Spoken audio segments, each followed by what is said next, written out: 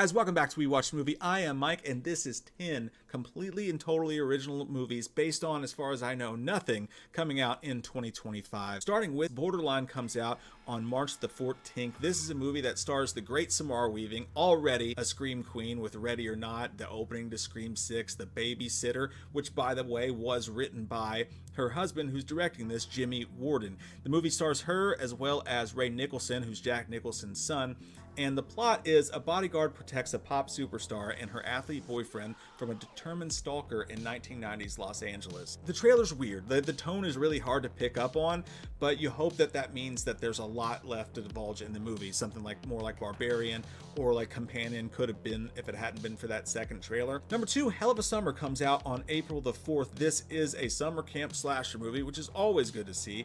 It looks a little Gen Z for me. I might be a little too old for this one, but it's directed by Finn Wolfhard and Billy Burke, and the plot synopsis is just the counselors of a summer camp are terrorized by a mass killer. But if you watch this, it's super kitschy. It's mostly comedy, but also has some slasher elements. This one could go either way, but if you're Gen Z and you love slashers, I think you're definitely going to have a great time with this one. Again, I might be too fucking old. That same month, The Ritual comes out on April the 17th. This movie is a movie that's interesting solely because we haven't got a trailer for this one yet.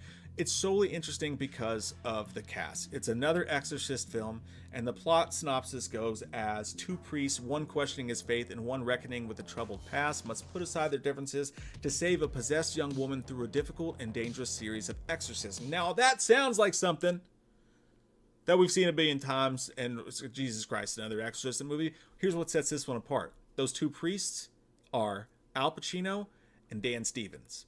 I know. Instant, I'm on the plane and ready to eject, to ride the plane to where it goes. Next up, that very same week, is Sinners, which you've probably seen one of the 2 trailers for. It looks amazing. Sinners stars Michael Jordan, is going to be directed by Ryan Coogler, and definitely looks like there's going to be some vampire shit happening in here. There's a Dusk Till Dawn element to this that's pretty neat. On May the 30th, we have Bring Her Back, which is by Raka Raka, who directed Talk to Me. This is completely original though and separate from it as far as I know. The synopsis for this is just a brother and a sister uncover a terrifying ritual at the secluded home of their new foster mother. The trailer for this is out, and it's the most beautiful kind of trailer that you can get, in that it looks scary as shit and I have no idea what the fuck is going on. That's what you want in a horror movie. This one's top of many people's list right now because of that, and can't wait for it. Next up, on June the 6th, Dangerous Animals is a movie that's coming out. What makes this one exciting is that it's directed by Sean Byrne, Byron, I'm not sure how I'm saying that right, but this is a guy who has an Australian horror filmmaker who has knocked it out of the park every time out so far, and he's been on hiatus, it seems like, for a little bit. At least it seems that way. But again, he directed The Devil's Candy, he directed The Loved Ones, which both are movies that kind of went under the radar but have a huge cult following. If you haven't seen those, I totally recommend it. And the movie's going to star Hassie Harrison, who played Farva's daughter in Tacoma FD. She was great in that, as well as Jai Courtney, and it's going to center around sharks. The plot synopsis is, when Zephyr, a savvy and free-spirited surfer, is abducted by a shark-obsessed serial killer and held captive on his boat, she must figure out how to escape before he carries out a ritualistic feeding to the sharks below. That shit all. Sean Byrne, that synopsis, that movie, all checks out. Can't wait. Next up, this trailer and its appearances at several festivals has people super psyched for it. Right up there with movies like, maybe not quite that level, but movies like Hereditary that has people talking and has people really exciting. And it stars Dave Franco, of all people. Coming out on August the 1st for all the rest of us little people to see is Together. Alison Brie and Dave Franco. The trailer's weird as shit. I just get the feeling that these two are just going to end up... It says a couple's move to the countryside triggers a supernatural incident that drastically alters their relationship, existence, and physical form. It looks like these two are going to somehow squish into each other.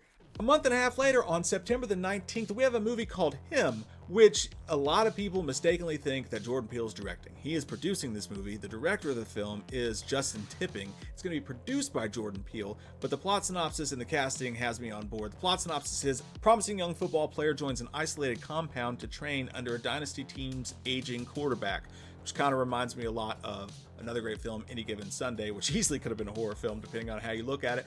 But the movie stars Marlon Wayans, who I fucking love, and with all Jordan Peele's weirdness, a great star like Marlon Wayans, and a cool synopsis, I'm super pumped for this one. I'm also super fucking excited for a movie called Keeper coming out this October, which is to be directed by Oz Perkins, who is working his ass off at a Mike Flanagan rate. Just saw The Monkey and loved it. At the end of that film, for a lot of screenings, they showed a little teaser of Keeper. I missed it because I'm an asshole. Allegedly, from what I've read, the scene features several women that are looking at a love interest who say some version of, "I don't think this is right for me," before the camera pans back to all of those said love interests screaming and covered in blood, which is, yeah, that sounds like Oz fucking Perkins to me.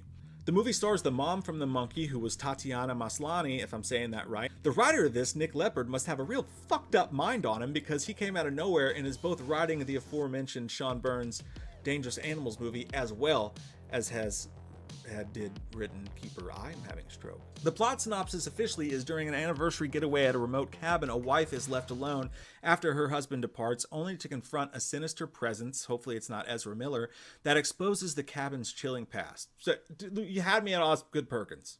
Fuck yeah, let's go. In fucking October?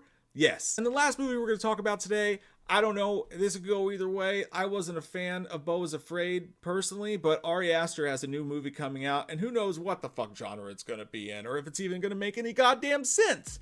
But this is, it's said to be a Western comedy horror film from Ari Aster titled Eddington, and it has no release date as of yet. But it's to star Joaquin Phoenix, it's to star Pedro Pascal, it's going to star Austin Butler, Emma Stone, and Luke Grimes, which is just a crazy cast already. He wanted this to be his debut film before even Hereditary, but it just didn't work out that way.